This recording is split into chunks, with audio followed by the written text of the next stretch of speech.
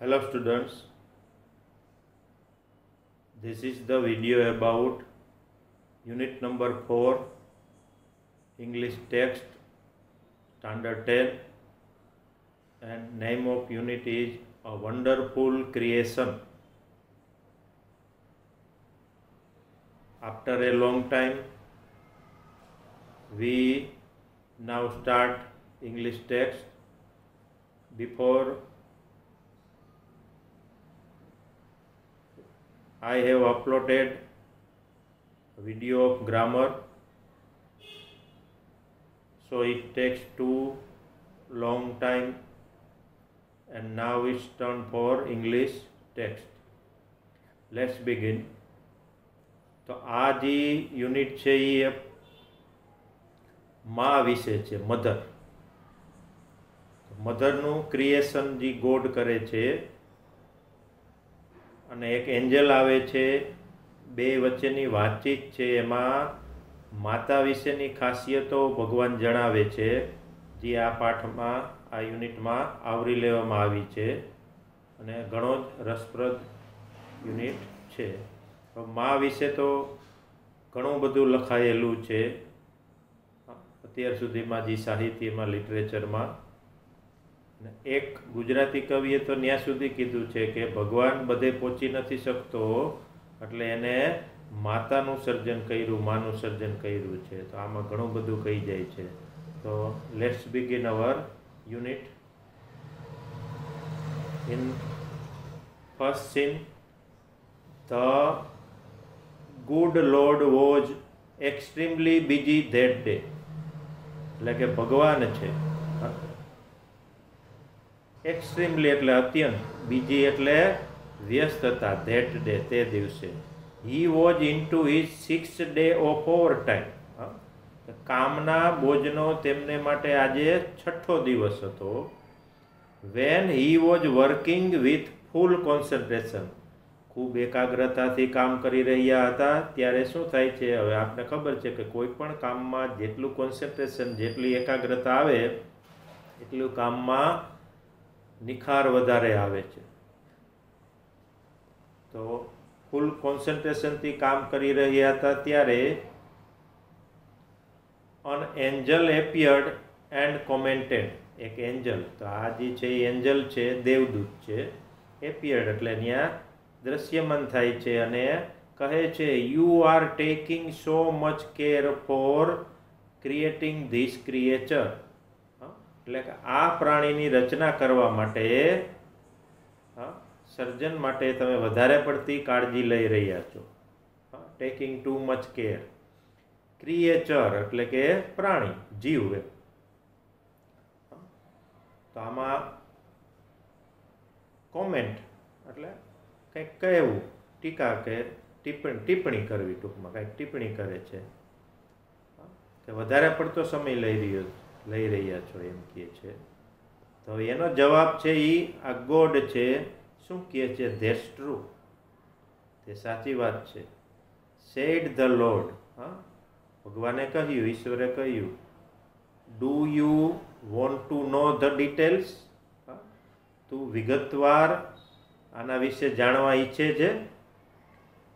તો એન્જલ કહે છે, દેવદૂત કહે છે, what are they? The Angel was curious. કઈ વિગત? એમ દેવદૂત ઘણો જ આતુર હતો, એને જાણવાની ઈચ્છા થઈ ગઈ કે આમાં શું વિશેષતા છે જે આ સર્જન કરે છે એમાં. તો હવે ગોડ જવાબ આપે છે, all her parts should be movable. બધા એના ભાગ કેવા હોય છે? મૂવેબલ એટલે કે હલનચલન કરતા. એના પાર્ટ્સ, બોડી પાર્ટ્સ છે એ હલનચલન. And રિપ્લેસેબલ two.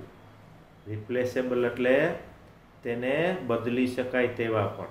દાખલા તરીકે આપણે કોઈ મશીન બનાવ્યું છે તેમાં પાર્ટ્સને ચેન્જ કરીએ છીએ.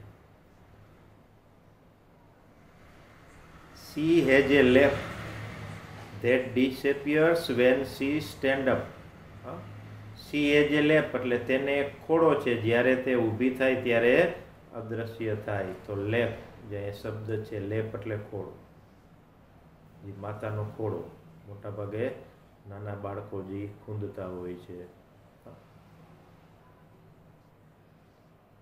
I have to endow her with a kiss that can cure everything. કે મારે તેને એક એવું ચુંબન મૂકવાનું છે એની અંદર જે બધા ઉપચાર કરી શકે. I have endo her with a kiss. Kiss એટલે ચુંબન. That can cure everything. માતાજી બાળકને એક ચુંબન કરે એટલે એને જે કાંઈ ગમા અણગમા કે જે કાંઈ નિરાશા હોય એ એકદમ શાંત થઈ જાય. બીજું શું થાય? From a broken leg to broken heart. Broken તૂટેલા, લેગ એટલે પગ, બ્રોકન હાર્ટ હૃદય તૂટેલું હોય, કંઈક નિરાશા હોય. Moreover she has to have 6 pair of hands. વધારેમાં એ કે વાત કરી તો તેને 6 જોડ હોવી જોઈએ હાથની. 6 પેર, 6 જોડ of hands. C must be able to run on any food available. કે કોઈ પણ ઉપલબ્ધ ખોરાક પર નભી શકવી જોઈએ એમ કે. And should have 3 pairs of eyes. અને આંખની 3 જોડ હોવી જોઈએ. તો 6 જોડ, 3 જોડ આંખની અને 6 જોડ હાથની. આ યાદ રાખવાનું છે, એ હોવી જોઈએ એમ કે માતાને. દેવદૂત કહે છે the Angel shook his head. અને માથું હલાવ્યું and said a mighty impossible task. મને લાગે છે કે આ ઘણું જ અશક્ય ટાસ્ક એટલે કામ છે. I suppose 6 pairs of hand no way. મને લાગે છે કે આ ઘણું જ અશક્ય કે હાથની 6 જોડ. ઇમ્પોસિબલ, નો વે એટલે કોઈ અસંભવ, એમાં કોઈ રસ્તો દેખાતો નથી આવું હોય એમ. તો ગોડ કહે છે no, this hands are not a problem for me. એટલે કે આ હાથની સમસ્યા નથી મારા માટે. 6 જોડી હું બનાવી લઈશ. બરાબર છે. It is the 3 pairs of eye that the mothers have to have. માતાઓને શું કહે છે કે આંખોની 3 જોડ હોવી જોઈએ એ સમસ્યા છે એમ કહે છે. લોર્ડ લુક્ડ પઝલ્ડ. ઈશ્વર મૂંઝવણમાં હતા. પઝલ્ડ એટલે મૂંઝવણ અનુભવી, આ કરવું તે કરવું, શું કરવું, એવી રીતે.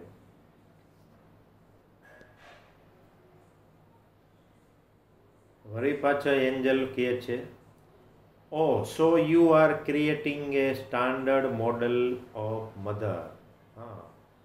અરે તમે માતાની એક આદર્શ મૂર્તિ તૈયાર કરી રહ્યા છો એમ કહે છે. But 3 pairs of eyes. વળી પાછી વાત કરે છે કે આંખની 3 જોડ. What for? શેના માટે? The angel got interested. દેવદૂતને રસ પડ્યો. Got interested. ઇન્ટરેસ્ટ એટલે રસ. અને રસ પડે છે આ વાત જાણવાની. હવે પાછા ગોડ છે એને એ આગળ ડિટેલમાં વાત કરે છે. 1 pair that sees her children. એક જોડ જે એના બાળકોને જોવે. ક્યાં? Through close door. બંધ દરવાજાની આરપાર જોવે. એક જોડ કે નહીં આંખની એક જોડી એને બંધ દરવાજાની આરપાર જોઈ શકે. And another pair look at the children and say. બીજી આંખની જોડી બાળકો તરફ જોવે અને કહે I understand and I love you without uttering a word. ખાલી આંખોથી જોવે તો આઈ અન્ડરસ્ટેન્ડ એમ કે હું તને સમજી શકું છું અને તને ચાહું છું એમ. વિધાઉટ અટરિંગ, શબ્દ બોલ્યા વગર, એક શબ્દ પણ બોલ્યા વગર. And the third pair to see all secret thing without opening them. અને ત્રીજી આંખની જોડ છે એ ખોલ્યા વગર બધા જ ત્રીજી જોડ બધા જ ગુપ્ત વાત જાણી શકે, સિક્રેટ જાણી શકે. અહીંયા પેલું છે ચિલ્ડ્રન થ્રુ ક્લોઝ ડોર. એનો મિનિંગ એવો પણ થઈ શકે કે માતા ઘરમાં ગમે ત્યાંથી બાળક કોઈ પણ રૂમમાં હોય ત્યાં એની ચિંતા થાય, એની નજર એની ઉપર રહે છે એમ કે કાળજી રાખે છે.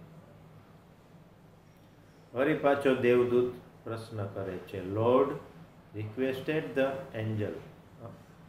હવે એન્જલ છે એ વિનંતી કરે છે, ભગવાન એમ કહે છે, please go to bed, do not take so much trouble in a single day. હવે એમ કે એક જ દિવસે આટલો શ્રમ ન કરો. દેવદૂતે વિનંતી કરે છે એને સુવા વહી જાવ, એમ કે થોડીક વાર આરામ કરી લ્યો. તો એના જવાબમાં ગોડ છે એ શું કહે છે? I can not. ના, હું સૂઈ ન શકું એમ કહે. હી રિફ્યુઝ, મનાઈ કરી દે છે. I have almost completed the work, I have put the best of my ideas into this model. I have completed, હવે લગભગ પૂરું જ થવા આવ્યું છે ધ વર્ક, આ કામ. I have put the best of my ideas into this model. કે આ મૂર્તિમાં મારી શ્રેષ્ઠ કલ્પનાઓ કંડારીને રાખી છે એમ કે હવે કામ પૂરું થવા જ આવ્યું છે. Now this mother will heal herself when she is સિક.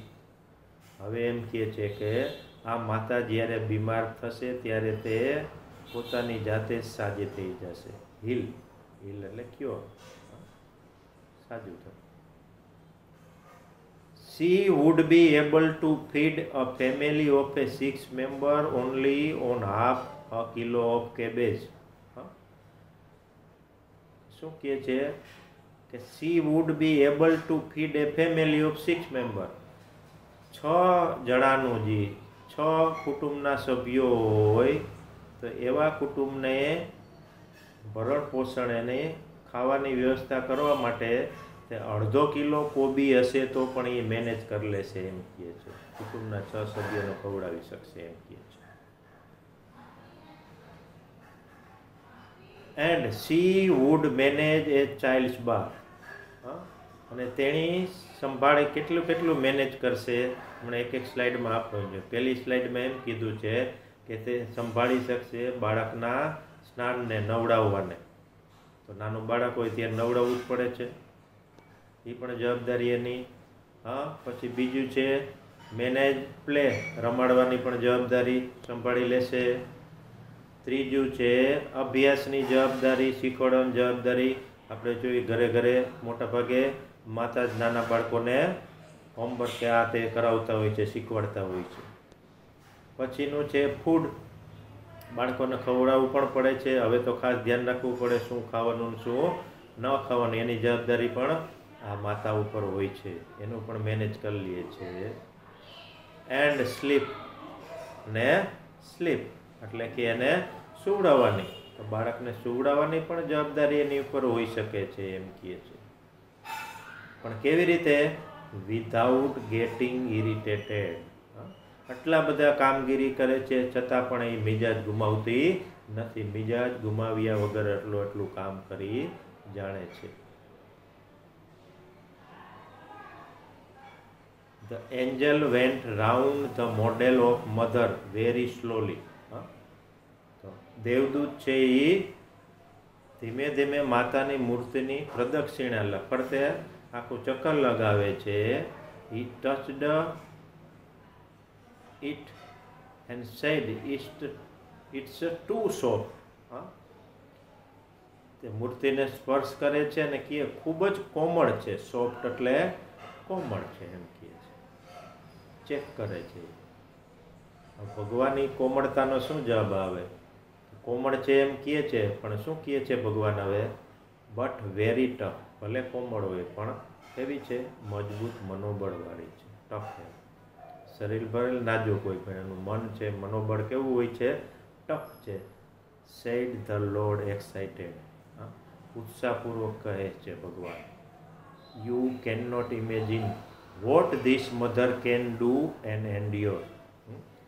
આ માતા શું કરી શકે અને કેટલું સહન કરી શકે તેની તને કલ્પના નહીં હોય. ઇમેજિન એટલે કલ્પના, એન્ડ્યોર સહન કરવું, કે આ કેટલું સહન કરી શકે, એટલી કોમળ નથી એમ.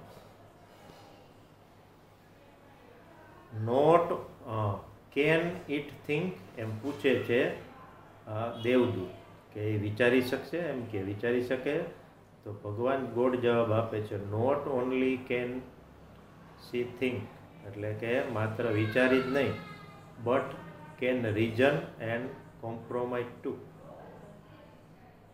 બુદ્ધિપૂર્વક વિચારી સમાધાન પણ કરી શકે, મોટા ભાગે રીઝન, એટલે કે બુદ્ધિપૂર્વકનું જે રીઝનિંગ હોય છે એનાથી જે કોમ્પ્રોમાઇઝ એટલે કે સમાધાન, એના સમસ્યાઓનું સમાધાન પણ શોધી લેશે, સેડ ધ લોર્ડ, ઈશ્વરે કહ્યું. આગળ જતા વળી પાછો દેવદૂત, એન્જલ વોઝ ઇમ્પ્રેસ્ડ, પ્રભાવિત થઈ જાય છે angel. He went closer to the model and moved his finger across the cheek. Went closer, નજીક જાય છે, નજીક ગયો પ્રતિમાની, મૂર્તિની. And moved his finger across his cheek, એના ગાલ છે અહીંયા, એ ગાલ પર આંગળી ફેરવે છે દેવદૂતે. પછી શું કહે છે? Oh Lord, her eyes are leaking. અરે ભગવાન, એમ કે તેની આંખો ચૂવે છે, આંખમાંથી પાણી નીકળે છે, એમ કહેવા માંગે છે, કંઈક નીકળે છે. તો ભગવાન કહે છે, હાઉ ડીડ ધીસ હેપન, આવું કેવી રીતે બન્યું? It must be a tear, એટલે કે આ શું છે? It must be a tear, એટલે કે આંસુ જ હોવું જોઈએ. શું કહે કે એ આંસુ હોવું જોઈએ, એમ ભગવાન કહેવા માગે છે. It must be a tear, tear એટલે આંસુ. I have not put it there, મેં તેને તે મૂક્યું નથી, આંસુને તો નથી મૂક્યા. It is a miracle, miracle એટલે ચમત્કાર, એમ કે આ તો ચમત્કાર છે. ઇસ ધ લોર્ડ એક્સપ્લેન, એને પણ આશ્ચર્ય થયું, ભગવાનને પણ આશ્ચર્ય થાય છે. દેવદૂત કહે, but what is A tear for my lord, ભગવાન આંસુ શાના માટે છે? આંસુ શેનું પ્રતીક છે? એમ પૂછે છે. તો ભગવાન જવાબ આપે છે, ધીસ ઇઝ સમથિંગ યુનિક, તે કંઈક વિશિષ્ટ છે, એમ કહે. મે બી ઇટ ઇઝ ફોર, એટલે કે સંભવ છે કે એ પેઇન એટલે કે વેદના હોઈ શકે, હર્ષ જોય હોઈ શકે, પ્રાઇડ એટલે કે ગર્વ હોઈ શકે, ડિસઅપોઇન્ટમેન્ટ એટલે કે નિરાશાના આંસુ હોઈ શકે, લોનલીનેસ એટલે એકલતાના પણ આંસુ હોઈ શકે. ધ લોર્ડ એક્સપ્લેન, ઈશ્વરે સમજાવ્યું કે આ શું છે, એ એટલા હોય કે પેન, જોય, પ્રાઇડ, ડિસઅપોઇન્ટમેન્ટ અને લોનલીનેસ. ઘણી વખત જોઈ, હર્ષ જોઈ એટલે ક્યારેક ખુશ થાય તો એ માણસની આંખમાં આંસુ નીકળી જાય છે. તો આટલા એના સમજાવે છે, ઈશ્વર સમજાવ્યું, ધ લોર્ડ એક્સપ્લેન. તો આ પ્રમાણે જોઈ તો વોટ એ વન્ડરફુલ ક્રિએશન, કેવું અદ્ભુત સર્જન છે આ મધરનું. તો અહીંયા આપણો આ જે યુનિટ છે એ પૂરો કરીએ છીએ. આશા રાખી કે ચિત્રો દ્વારા તમને વિઝ્યુઅલાઇઝેશન સારું થયું છે, તો આ પાઠની સમજણ, યુનિટની સમજણ વધારે પડી હશે.